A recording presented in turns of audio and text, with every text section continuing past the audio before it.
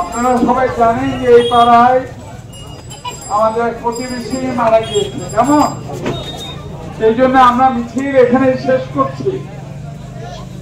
যেহেতু সামনেই কবরস্থান, একটা পরিবারের একজন মানুষ মারা গেছেন, আমাদেরই প্রতিবেশী, আর তাদের প্রতি সম্মান দেখিয়ে বরঞ্চ তার জন্য আমরা দোয়া করি আল্লাহ যেন তাকে জান্নাত নসিব করে।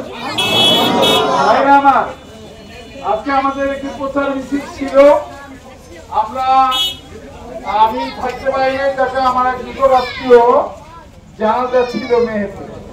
তারপর আমি দেখলাম যে জানাজা শেষ করে আমি যাই।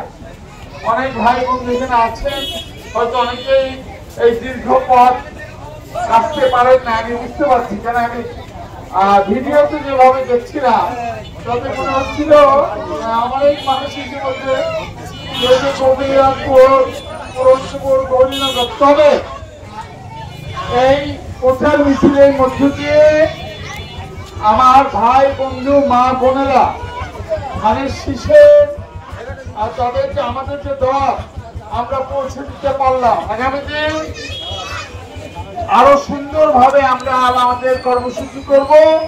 আল্লাহর ইচ্ছায় আরো বড় এবং সুন্দর করে আমরা আমাদের কর্মসূচি করব এবং আমাদের মা বোনদের কাছে আমরা আমাদের কথা পৌঁছে দেবো। কেমন ভাইরা আমার, আজকে আমরা বিশ্বাস করি গৌরীনগর, পুরন্তপুর এবং গোপীনাথপুর এগুলো হলো ধানের শীষের ঘাঁটি এলাকা।